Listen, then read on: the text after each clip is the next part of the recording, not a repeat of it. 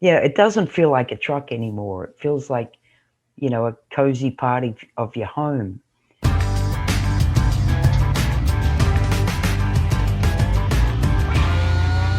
That was the voice of an owner-operator you may well recognize, Debbie Desiderato, now principally out of Virginia and sometimes Long Island, New York, and who's had quite a year and a half or so, moving to sell her long-running and quite recognizable Kenworth last year and had turned back to hotshot car hauling for a time, before she capitalized on opportunity hauling in support of logging operations around her Virginia base with a 2017 Western Star 4900.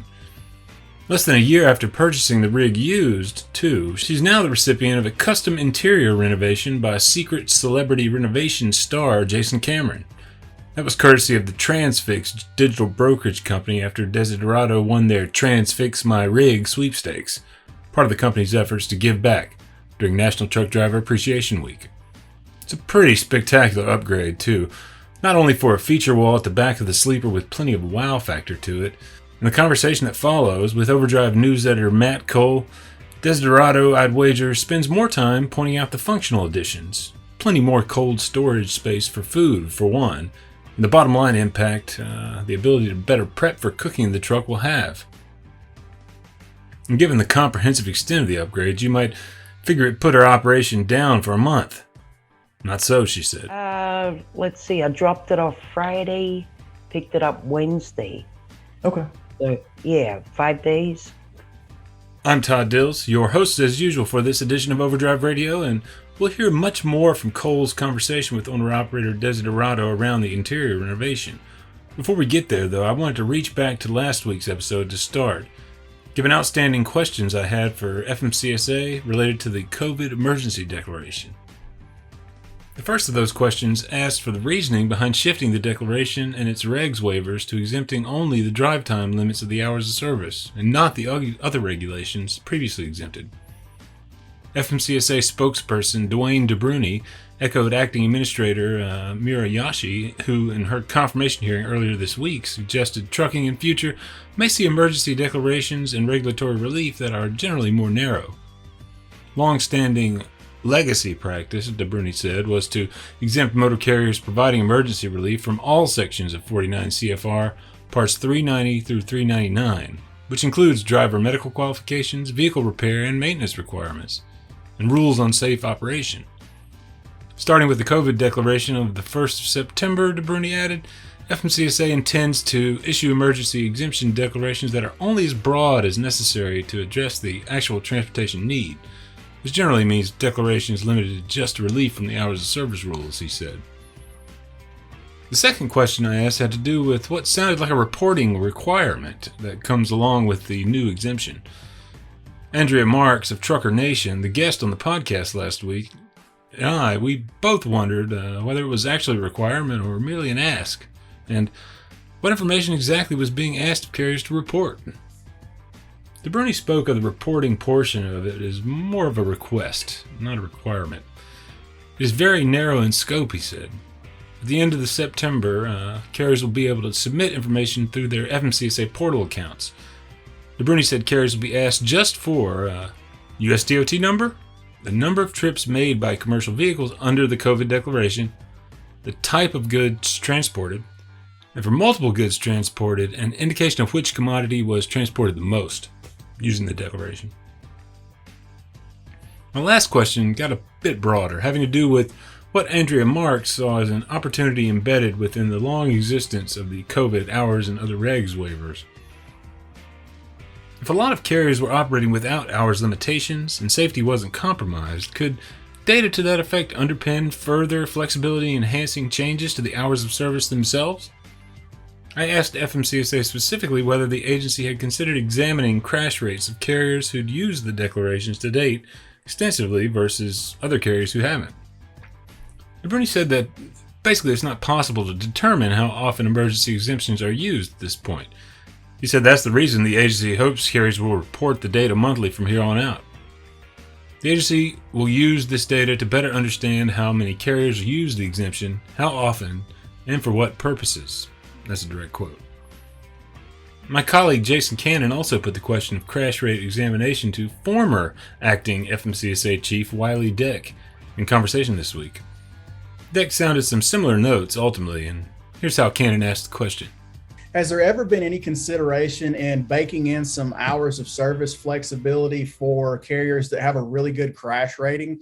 Because that seems like that would be a safety play that also increases productivity. And we have data, we've got hours of service exemptions and whatnot in the COVID hours of service exemptions. So we've got data that we could say, this guy drove under an exemption for an extended period of time and has a very good crash record. So should we expand the window of hours of service?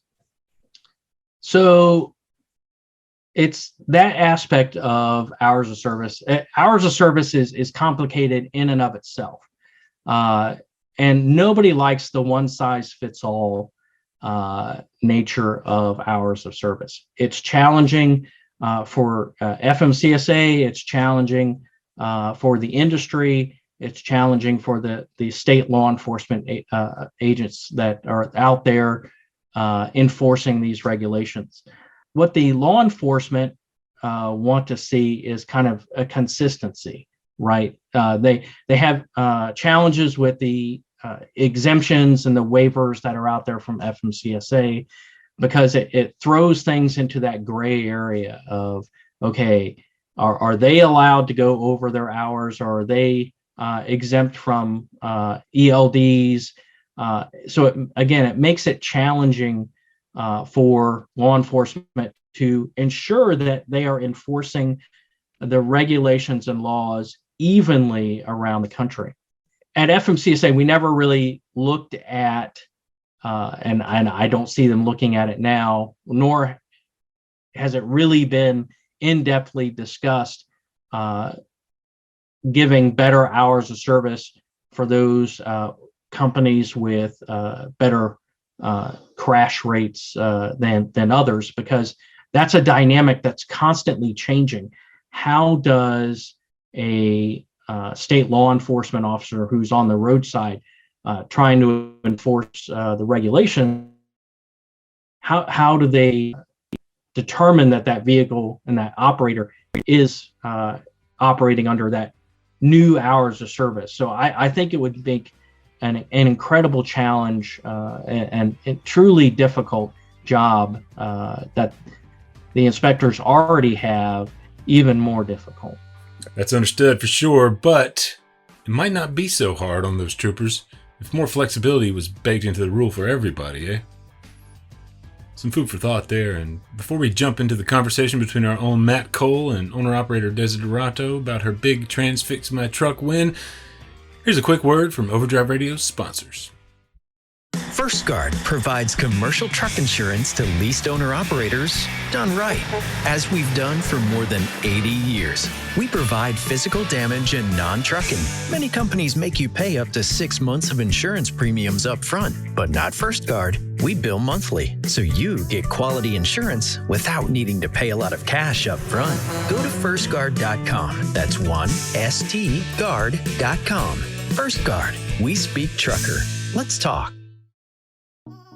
Synchrony Car Care is a robust program built for your business and your customers. We offer drivers a way to pay for the services and parts they need today, but there's so much more to Synchrony Car Care.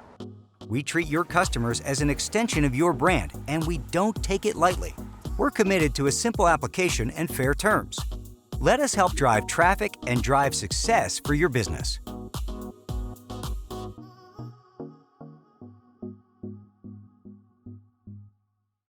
And here we'll start with Sophie Dabbs, TransFix Chief Commercial Officer, setting up the origins of the TransFix My Rig effort. We brainstormed for a really long time on what we wanted to do to celebrate our drivers. They are so important to the running of our whole world, in particular our country, because we all live here, and we have had so much trouble over the past 18 months or so with COVID. So we brainstormed, and one of the things that we were really critically thinking about was, how do we infuse some fun in this? How do we do something that's kind of like shows a spirit of togetherness and community, but then like hey man, there's something really wonderful on the other side, which Debbie's going to tell us about because it's pretty cool. So we really just wanted to infuse something that had some fun in it. And we felt like this was a good way to go. And so how did you get involved with Jason Cameron? I'm sure he's a busy guy. So how did that kind of work out? All the stars aligned. You know how those fortuitous moments happen. So we were very lucky to get connected when we did. Just on the logistics side of it, what all was involved in, making sure that everything came together and that you guys were able to work within Debbie's schedule, since I'm sure she's on the road all the time. And what was that process like for you guys? Well, I think on our side, there was a lot of work with coordination, no doubt about it. But I think Debbie should speak to kind of how she rearranged her life once she heard the news.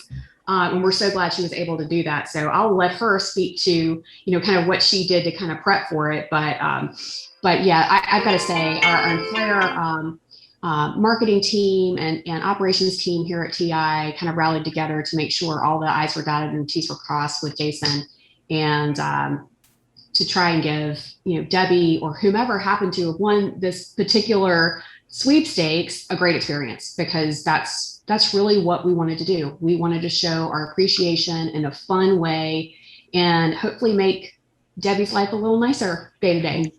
Sure did. It's a 2017 Western Star 4900. I run over the road pulling a dry van trailer. I do a lot of coast to coast. I live in Virginia, and I do a lot of California freight into California, back out again. I also do a lot of New York City, Manhattan, which is always fun. And then when I come back home to Virginia, I run logs for a logging company, straight out of the woods. I get in there with that big truck and, get loaded up and run the logs up to the timber mill. That's how we get our toilet paper, right? So I hope nobody's a tree hugger. Yes. But when Jenny told me that I had won, I dropped everything. I was up in Long Island, because I also live in Long Island as well. I live in two places plus on the road. So I was up in Long Island, and I was headed to Long Island with a load of wine barrels, and I dropped those off, and I knew I had to get back down to Virginia. I had a couple of things I had to do, so I raced back down here empty, dropped my dry van trailer off, took care of some things I had to take care of, and then just bobtailed up to New Jersey. Then rented a car and came back here, and it was I did a lot of driving, but I was willing to drop everything for this. This was, spectacular. I'm a member of Real Women in Trucking group, and they posted the flyer from TransFix, and they posted it on Facebook, and I commented and I said, what a cool prize. And the president, Desiree Wood of the group, she said, well, if you want to enter, you better get in, because the deadline was coming up. I pulled over onto the side of the road and entered. Oh, that's cool. Yeah. And I thought, no, I won't win, I never win anything. And then Jenny emailed me and just blew my mind.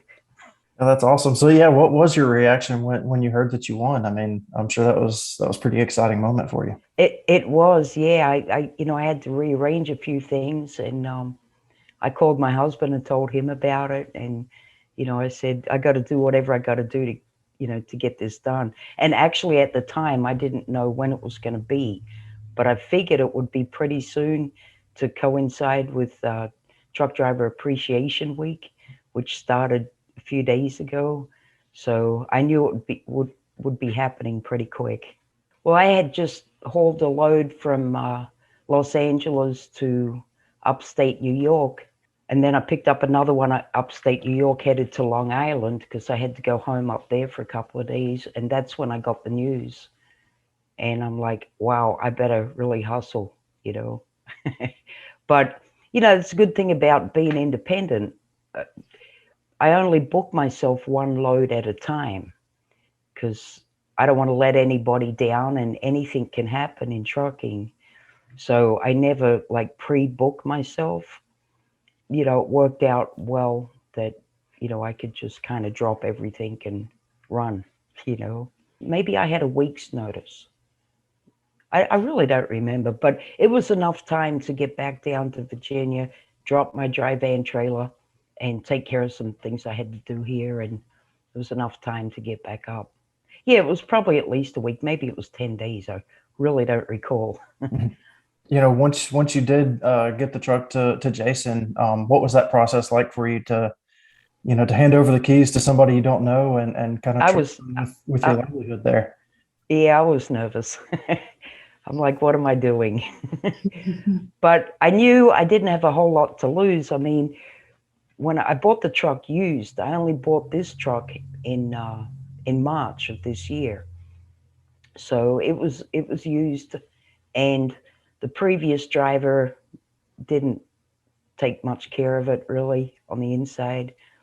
So, and since March, I've never really had a chance to get in there and like scrub it and everything. I never really got a chance to do that.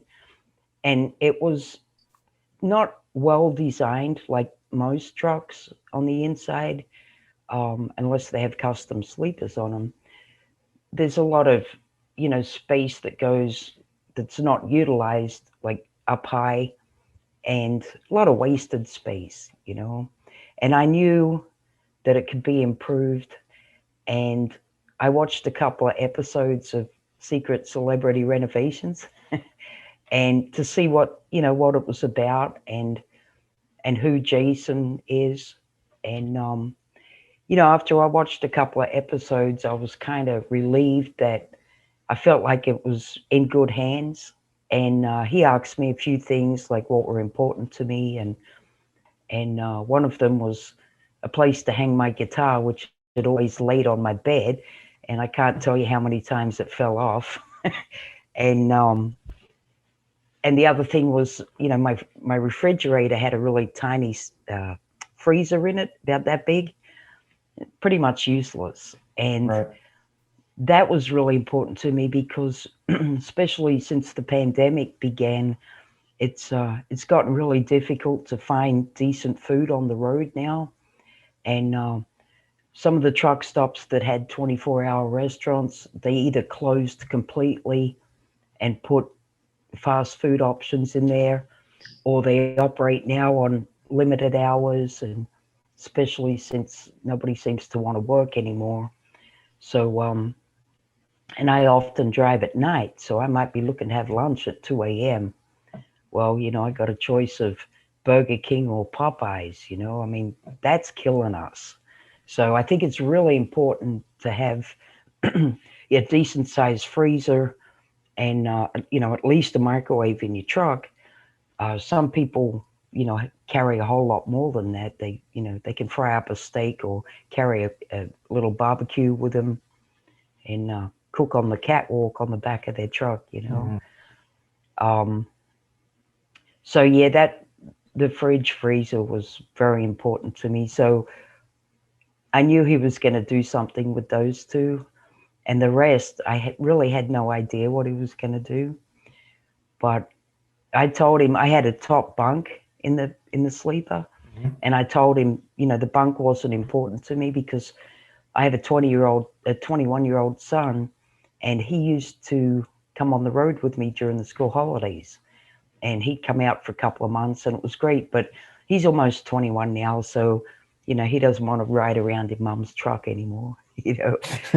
So I didn't need that bunk. And that, you know, that freed up about another 6 inches on the wall, which was really good. And then he put in that feature wall, which is just amazing. I love it. It's the coolest thing. And nobody's got one of those. He took that bunk out and built a an oak wood feature wall, and he went and got a Australian flag. I had one, but he got a bigger one, a better one, and he hung that in the back of the wall, and then designed a holder for my guitar to go across diagonally. And it's good and safe there. I drove back last night, and nothing fell down. It was great. And then I think his wife had a lot to do with the decorating, and she did a wonderful job. All the little plants in there, and all new bedding, and everything kind of matches now.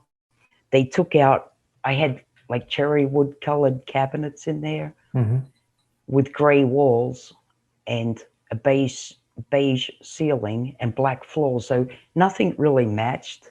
Jason took out the cabinets and built his own to go around like the size of the fridge, because it was much bigger now, and then painted everything inside to match like the blue in the flag. So now I have a theme going on now, and the bedding, it's the same thing. The bedding matches, and the little pillows and stuff.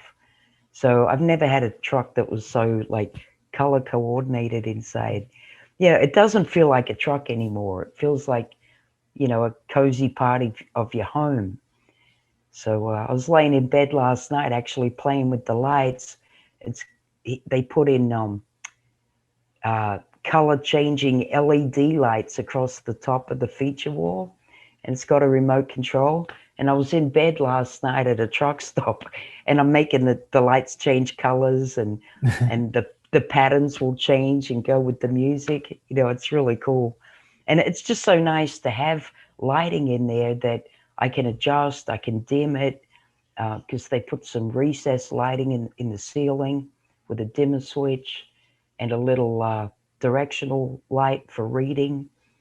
And they're all adjustable, like the brightness. So that makes a huge difference. It's a lot better than having like one big fluorescent light above your head, which is often what you get in a truck. So it's really comfortable now. When you went to pick up the truck, what was your initial reaction the first time you saw it? Oh, I couldn't believe it. The first thing I saw was that feature wall. Like, how could you miss it? It jumped out at me, and I couldn't believe just like how cool that was and how unique. It was designed for my truck, and I love all the little shelves in it and all the little plants they put up. The decorations was just fantastic. And I didn't even see the fridge at first, as big as it is, because I was just blown away by that feature wall. And then I looked and I saw the fridge. I did like a double take, like, oh my God, it's enormous. I'm used to a dorm fridge. So it's not quite the size of a household fridge, but it's just so much bigger than what I'm used to. Yeah, it blew my mind. Matt Cole asked owner-operator Desiderato just how much time she'd be spending in that redesigned sleeper. It could be quite a lot for those West Coast and back runs, of course, and other factors she brought up. Well, it depends on the bills at the time. If I have a month where, let's say, the registration is due and the insurance renewal is due, then I got to go out there for 3-4 weeks at a time. Usually I try to go out. I'll go to California, come back to Virginia, and then I'll run some logs for about 5 or 7 days. And then I'll turn around, go do that again. And then coming back, I might go to New York for a couple of days. So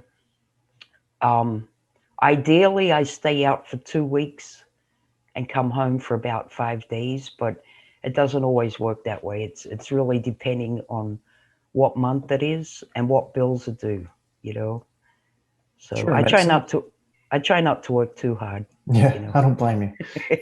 It's hard enough out there without having to work too hard on top of it. So right. So being out for that long, how are these renovations going to help improve, make your job easier and more enjoyable when you're out on the road like that? Well, for starters, that freezer, because before I leave, I'll do a bunch of cooking, freeze everything, and then put everything in that freezer. And I'll bet you I could carry 2 weeks worth of food in there. At least one decent meal a day. That's going to help so much. It's going to help my health, weight, and it's going to save me time, because I can just pull into a rest area and heat up a meal.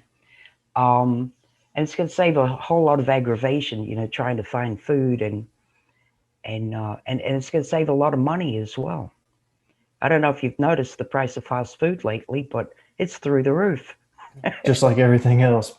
Right, it is, yeah. So that's gonna be a huge help right there. And then, just to be comfortable in the truck, it makes such a big difference, to have like a comfortable setting where you don't have a lot of clutter and stuff in there. You can move around a bit. I can play my guitar without, knocking things off the shelves. It's everything's laid out nicely now. It's uncluttered. So I need to keep it that way. I got to be disciplined.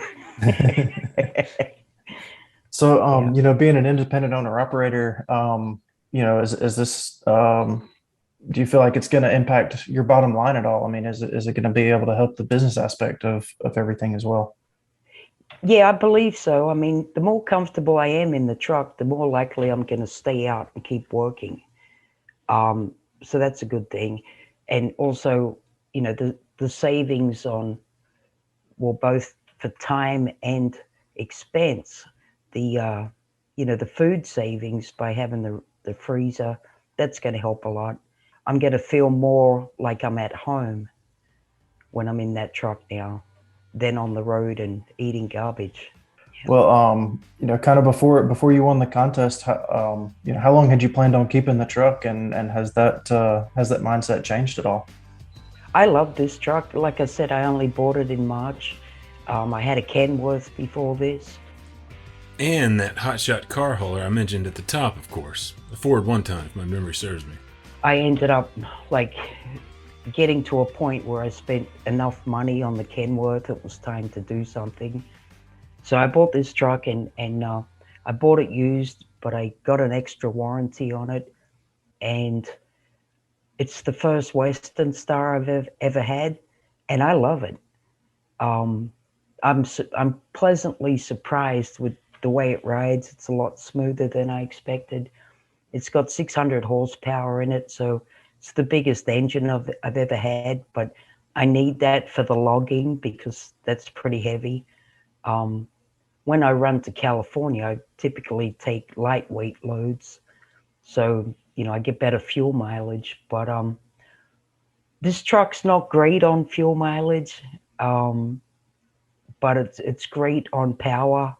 I know I can get up over the Rockies with a heavy load if I need to. I think I'll be keeping it for quite a long time. My warranty is good up until 1.25 million miles. So okay. I'd like to keep it for the life of the warranty. And there's about 550,000 miles on it now. Okay. So you got a while to go. I do. Yeah. Here's a big thanks to Debbie Desiderato for running through the experience with us. You can find pictures of the interior conversion via the post that houses this podcast for September 24th, 2021 at overdriveonline.com/overdrive-radio. Overdrive Radio is a production of Overdrive, the voice of the American trucker. It's edited and produced by me, Todd Dills, with additional support from Overdrive Extra contributing writer Paul Marhofer, Overdrive news editor Matt Cole, social media coordinator Holly Young, and executive editor Alex Lockie. Till next time, keep it pro out there.